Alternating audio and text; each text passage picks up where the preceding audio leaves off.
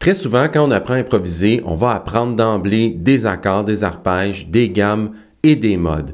Mais il y a un aspect que l'on oublie souvent et c'est ce qui fait que nos solos peuvent sonner un peu décousus, si on peut dire. Alors peut-être que tu te reconnais dans cette situation, tu connais des gammes, des modes, mais tu as l'impression que tes solos ne s'en vont nulle part et que ce n'est pas très mélodique. Alors quel est ce truc dont je parle? C'est la relation qui existe entre les accords. Et c'est très important de comprendre ça parce que c'est ce qui va te permettre d'improviser en passant d'un accord à l'autre, mais tout en conservant un aspect mélodique. Ce concept, on appelle ça les résolutions naturelles.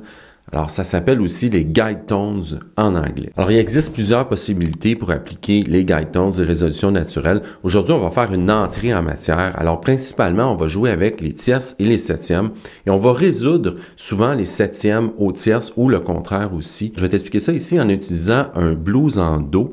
Alors, pour le sax ténor, ici, ce sera en do, mais je vais tout de même transposer les tracks pour le sax alto et en concert. Alors, je vais tout laisser ça de toute façon dans la description, la partition ainsi que les trois tracks dans les trois tonalités. Alors, peu importe ton instrument, je vais modifier les tracks. Tu vas pouvoir utiliser exactement ce qu'on voit ici ensemble. Je t'invite à essayer l'exercice tout de suite après la vidéo et d'incorporer aussi, si tu veux, la gamme de Do blues. Alors, en utilisant ces guide tones-là ainsi que la gamme de Do blues, tu vas voir que tes solos vont déjà sonner plus mélodique, moins décousu et moins n'importe quoi si tu veux, si tu débutes l'improvisation du moins, parce qu'on a une relation qui va se créer entre les accords et c'est très très logique. Et juste avant qu'on continue, si tu apprécies cette vidéo, je t'invite à me laisser un like, ça fait plaisir à l'algorithme et moi ça me dit si c'est le genre de vidéo que tu voudrais que je refasse dans le futur. On va tout d'abord analyser le truc ici sur la partition ensemble et ensuite on va le jouer. Alors ici, comme je t'expliquais, on est dans un blues en Do. Alors, on commence évidemment sur Do 7. Et ici, quelle est la note que j'ai mis au début? C'est un Mi. Alors, quel est le Mi par rapport au Do 7? C'est la tierce. Alors, on commence ici avec la tierce de l'accord de Do 7. D'accord? Ensuite, on arrive sur le Fa 7 ici. Et j'ai mis un Mi bémol. Quelle est la fonction du Mi bémol par rapport au Fa 7? C'est la septième. Alors, tu vois, ce que je te disais, c'est qu'on a un mouvement de la tierce d'un accord vers la septième d'un autre accord. Alors, 3, 7. Ensuite, on continue ici sur le Do 7 suivant et j'ai remis un Mi. Et quel est-il? C'est encore une fois la tierce de l'accord de Do 7. Et là, on a un autre mouvement de 7 à 3. Mais tu vois, si tu remarques, tu as un Mi ici, un Mi bémol, et un Mi ici. Alors, on a simplement un mouvement de demi-ton. C'est très très près et ça va très bien sonner puisque c'est un mouvement qui est très court, mais aussi très logique dans la fonction de ces accords-là. D'accord? On continue. On arrive ici sur l'accord de Sol mineur 7.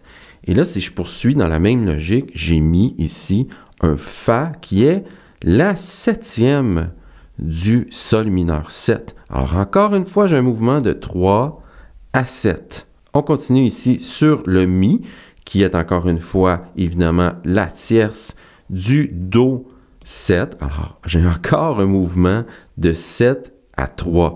Si tu remarques, 3, 7, 3, 7, 3.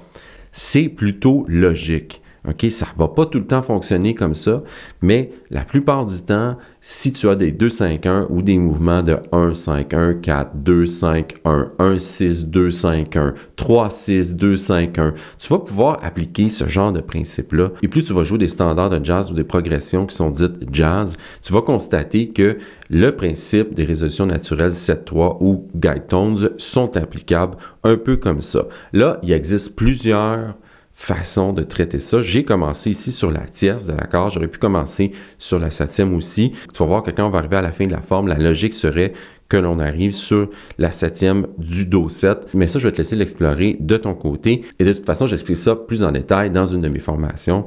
Alors, si tu veux aller plus loin, je t'invite à aller voir la formation qui est associée à ça que je vais mettre aussi dans la description. Alors, on continue maintenant sur la cinquième mesure, ici, sur le Fa 7. Et sur le Fa 7, j'ai encore une fois mis la septième du Fa 7. Alors, on a encore une fois ici, par rapport à la tierce du Do 7, un mouvement de 3 à 7. Alors, 3, 7, 3, 7, 3, 7. OK? C'est toujours ça.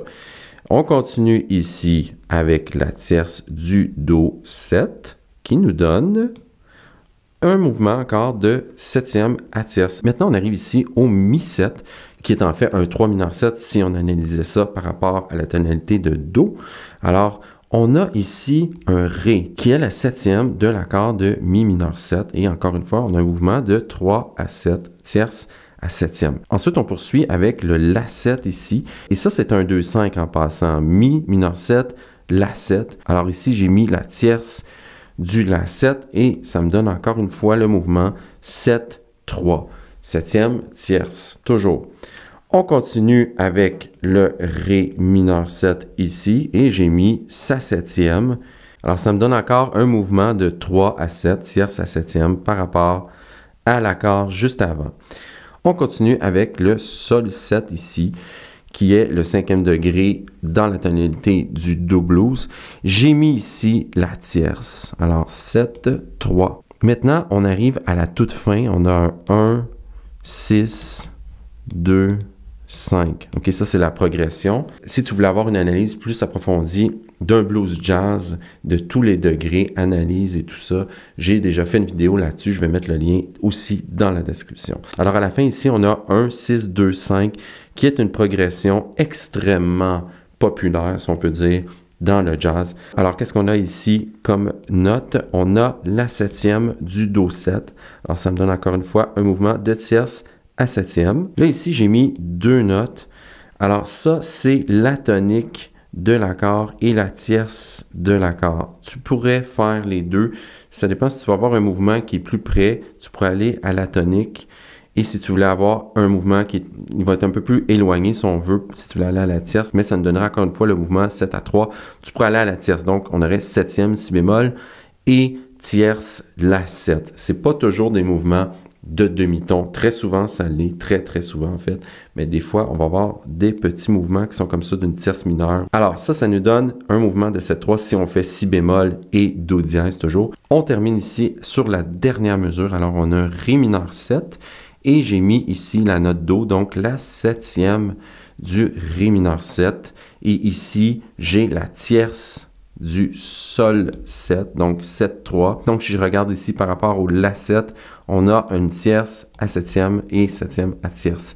Et là, ici, on a la note Si. Alors, si vous voulez ici recommencer au début sur la note Si bémol, tu pourrais le faire et ça te donnerait un mouvement qui est très près, un mouvement de demi-ton. Et ensuite, sur la prochaine, devine ce que tu pourrais faire. Ici, tu es sur la septième. Alors, 7, 3, ici, tu irais sur la note La. Sur le Fa 7, tu irais sur la tierce du La. Alors ici, 7 et 3. C'est finalement le contraire. Alors, si tu voulais faire l'exercice, tu pourrais, ça serait exactement le même principe, la même logique qu'on vient de faire là ensemble, mais finalement, le contraire. Au lieu d'être 3-7, ce serait 7-3. Et ça te donnerait une autre option, d'autres lignes à essayer dans ton improvisation. Là, ici, il y a beaucoup de choses décrites. Je vais te laisser une feuille beaucoup plus propre que ça là, à télécharger avec les septièmes et les tierces, mais écrit à l'ordinateur. Alors, je vais maintenant te jouer l'exemple de ce qu'on vient de faire ensemble. Donc, je vais commencer sur la note Mi.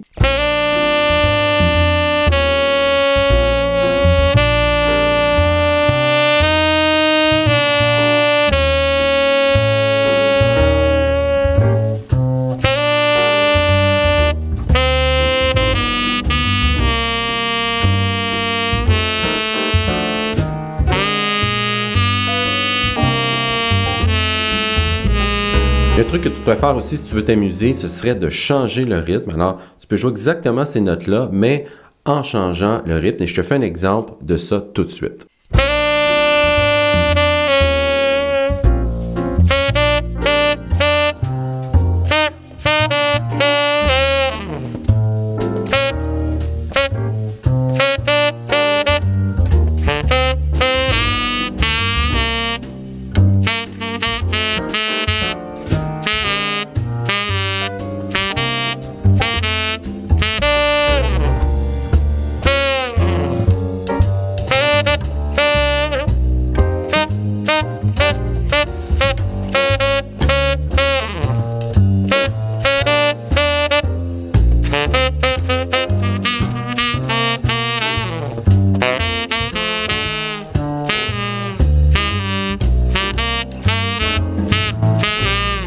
Alors voilà, c'est tout pour aujourd'hui. Si tu veux avoir plus de contenu sur le saxophone, je t'invite à aller voir les 2 vidéos que tu vois juste ici.